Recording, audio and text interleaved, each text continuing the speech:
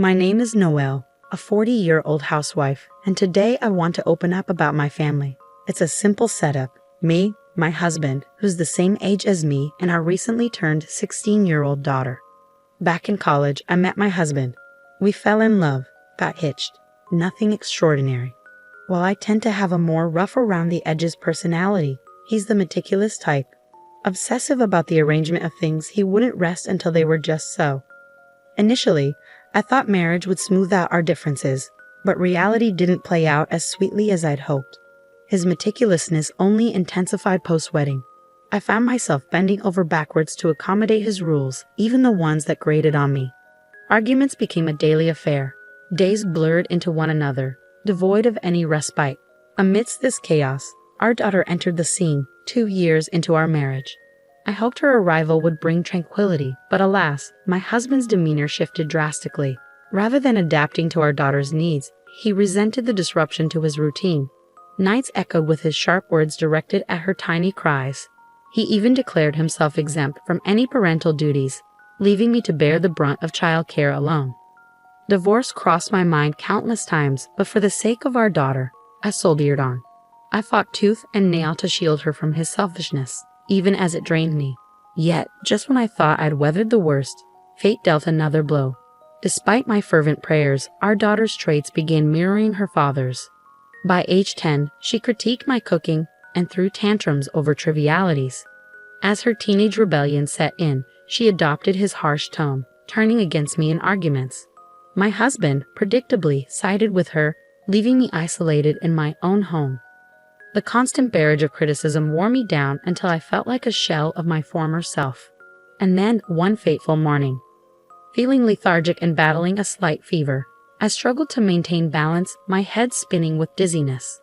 Each step felt like a Herculean effort, and I found myself confined to a chair, unable to even stand. Despite my obvious distress, neither my husband nor my daughter offered a word of comfort. Instead, their demands pierced through the haze of my illness. My husband's sharp voice cut through the air, demanding the whereabouts of his tie and socks, while my daughter echoed his self-centered concern. In my weakened state, their trivial obsessions felt like a slap in the face. Couldn't they spare a moment to tend to me, if only for today? But it seemed they were blind to anything but their own needs. Summoning what little strength remained, I bid them farewell as they left the house, only to collapse in the hallway moments later. The next thing I knew, I found myself on the living room couch, the familiar ceiling above me. Though still fatigued, a sense of relief washed over me. The uninterrupted sleep had worked wonders, rejuvenating my weary body. Despite the lingering fog of sickness, there was a strange comfort in this half-awake state. But as evening descended, reality came crashing back. Panic surged through me as I realized the time, past 5 in the evening, and the mountain of unfinished chores awaiting me. With no time to spare, I hurried to the kitchen, cobbling together a meal from whatever leftovers I could find.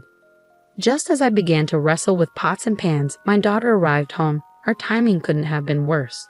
Unapologetically, she commented on the delay in dinner, brushing off my hurried apology before retreating to her room.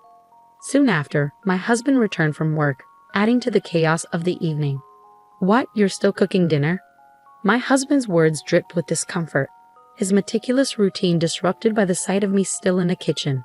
His routine after work was sacred, so any deviation must have set off alarm bells. With barely a word, he retreated to his room, the rustle of his changing clothes signaling the passage of time. I glanced at the clock, just 15 minutes left. Desperation fueled my movements as I chopped and stirred, every second ticking away ominously.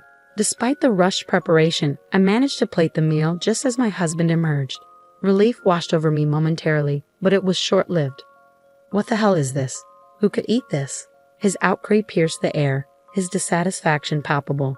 Confusion and frustration bubbled within me. "What's wrong?"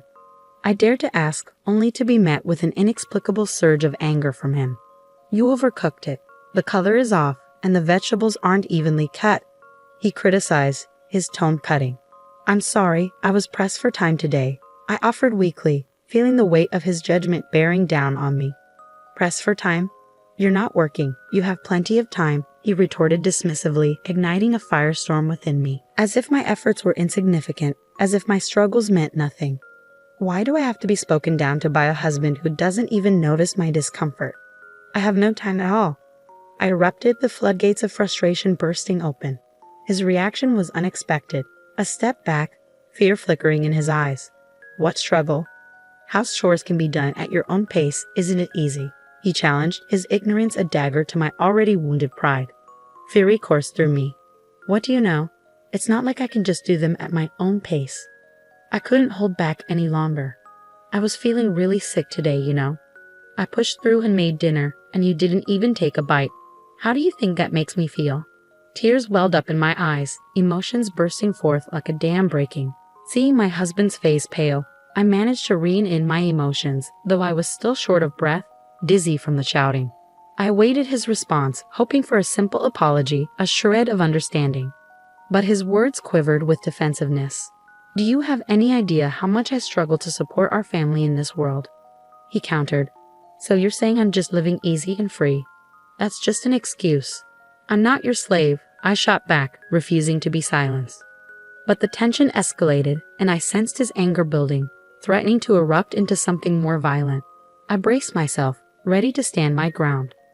Before I could utter another word, our daughter burst from her room, shock evident on her face. Your voices can be heard outside. Stop it, it's embarrassing. She scolded, her interruption a jolt to our heated exchange. As her words sank in, we fell silent, the weight of her admonition settling over us. I began to explain the situation, but as she listened to both sides, her judgment was clear. Honestly, Mom, you're the one who's wrong, she said bluntly, her words cutting through the tension like a knife. Shocked to the core, I could only stare in disbelief at her unexpected verdict. Why? Because housework is your job, isn't it? Dad can't afford to take time off work, even when he's not feeling well. My daughter chimed in, her words laced with a hint of accusation. Her agreement with my husband's sentiments only fueled the fire of resentment simmering within me. As my husband spoke, his face etched with disapproval, I felt a surge of indignation. Mom is always late with her chores. Even today, you haven't done the laundry yet, he added, his criticism cutting deep. Their words shattered the fragile facade of composure I had been clinging to. So you're both saying I'm not trying hard enough? I questioned, my voice trembling with hurt. Maybe you're not trying hard enough. I could probably do it better and faster, my daughter interjected, her words like a dagger to my already wounded pride. Yeah, you're too laid back. I bet we could manage without you, Mom, she continued, her callousness slicing through me like a knife. Was I truly dispensable, I wondered? Had I become so insignificant in my own home, so easily replaced? The realization hit me like a ton of bricks, driving me to flee the suffocating atmosphere of our house. Before I knew it, I found myself in a darkened park, my feet aching from the hasty escape. As I sat on a bench, the chill of the night air seeping into my bones, I realized I hadn't even bothered to put on shoes in my haste. My tears had long since dried up, leaving behind a hollow emptiness. How long had I been sitting here, lost in my own thoughts? Even in the silence of the park, their harsh words echoed relentlessly in my mind, a constant reminder of my perceived inadequacy. Resentment simmered within me, a smoldering flame fueled by their callousness. I vowed never to forgive them, my family who had trampled upon my feelings so carelessly. With a newfound resolve burning quietly within me, I returned home. The next morning, I set about my tasks with a steely determination, my every movement a testament to the strength of my fighting spirit. I meticulously prepared a menu fit for a feast, as extravagant as a dinner at a famous restaurant. As the final touches were made, my husband and daughter entered the living room almost in unison, their faces void of any acknowledgement towards me as they took their seats. Come on, let's have breakfast, I announced, hoping to break through the icy tension that hung in the air. My daughter, rather than my stoic husband, spoke up. Mom, what's going on? Today's breakfast is really fancy, she remarked, her confusion evident. It's your 16th birthday today. Did you forget? I asked gently, hoping to stir some recognition. Yeah, I did forget. You should at least remember your own birthday, right, Dad? She turned to him, seeking validation. After a brief exchange of curt words, they both awkwardly began their meal. The atmosphere was strained, lacking the usual warmth and laughter that accompanied our family gatherings. It was evident they were scrutinizing my every move. perhaps unaware of the hurt they had caused or simply unwilling to acknowledge it. While I could understand my husband's aloofness to some extent, my daughter's behavior stung deeper. She was the child I had nurtured and loved, hoping she would grow into a compassionate and understanding individual. It's often said that daughters resemble their fathers, but with proper upbringing, she should have also inherited a sense of empathy and consideration. Regrets? Sure, I have them, but dwelling on them now seems pointless. Listen, I began, and just that single word shifted their expressions. What? What's going on? My husband's voice wavered as he questioned. Starting today, I'm leaving this house, I declared, and their faces drained of color in unison. Hold on, why? Why? They both protested simultaneously. You said you could do the housework better than me, I reminded my husband, my tone firm. I didn't say anything like that, he retorted, but I cut off my daughter's potential argument before it could begin. Whether you remember saying it or not, you did. And you, I turned to my husband, said I have more free time because I'm at home. It's just an excuse. He didn't respond, and I pressed on. Don't misunderstand. I'm moving to another house, starting today. But that doesn't mean I won't come back here. And stop, today's my birthday, right? You're going to celebrate, right? My daughter pleaded, her eyes brimming with tears. I chuckled at her plea, but my resolve remained unshaken. I'm sorry, but I'm serious about this, I replied calmly, watching her crumble before me. With that, I quietly stood and left the house, ignoring their desperate screams behind me. That day, I booked a hotel room nearby, then secured an apartment on a monthly basis, starting the process of building a new life. Even amidst the flurry of activity, my phone buzzed incessantly with messages and calls, apologies and pleas from my daughter. But my husband remained silent, unable to admit his fault. I kept receiving messages from him, each one more accusatory than the last. What you did was outrageous, he insisted, but I left all their messages unread, refusing to engage. It's amazing how convenient it is these days to convey my intentions without saying a word. 2 nights after leaving the house, I returned home briefly. As I opened the front door, my daughter sprinted towards me with surprising speed. Mom, you came back, she exclaimed, wrapping her arms around me in a tight hug. I just came back to pick up something I forgot, I replied, gently disentangling myself from her embrace and making my way to the living room. Nothing had changed in the living room as expected. However, the kitchen was a mess, littered with convenience store lunchboxes, instant ramen cups, and discarded bottles. The state of the bathroom was even worse, with unwashed laundry piled high. Both my husband and daughter often complained about my cooking and laundry skills, yet they seemed incapable of managing these tasks themselves. But this disaster was no surprise to me. It was exactly what I expected when I left. My husband was in the living room, but his pride prevented him from meeting my gaze. With a heavy heart, I pulled away from my sobbing daughter and left the house in silence that day. 1 week later, when I returned home to check on them, the house was already overrun with garbage.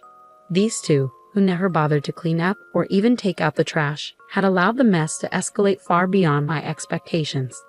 My daughter's face emerged from the chaos, horribly dirty, and her hair disheveled. Despite her age, it was clear she was struggling to manage even the basic aspects of daily life. And finally, at this breaking point, my husband admitted his fault. I was wrong. I'm really sorry, he confessed, kneeling amidst the rubbish, his forehead pressed against the debris. But I couldn't simply forgive him with a mere apology. Don't think you'll be forgiven just by prostrating yourself, I told him gently, feeling the weight of the moment settle over us. His despair was palpable, his eyes wide with realization. Beside me, my daughter broke down in tears. If you truly regret your actions, start by cleaning up this house. If you can't even do that, I'll divorce you, I declared firmly, my resolve unwavering. Understanding the seriousness of the situation, my husband jumped into action, clumsily attempting to tackle the mess. In the end, I took charge of the cleanup, issuing instructions to both of them as we worked tirelessly to restore order. It wasn't until 3 days later that the house was finally pristine once more. Now, shall we continue the birthday party? I asked cheerfully, looking down at my husband and daughter, who now sat in the freshly cleaned living room. From that point on, my husband took over all the housework duties. Even my daughter, who had once sided with her father, now stood by my side. Though those days were difficult and painful, I now realize they were necessary for our family to truly understand the importance of responsibility and respect.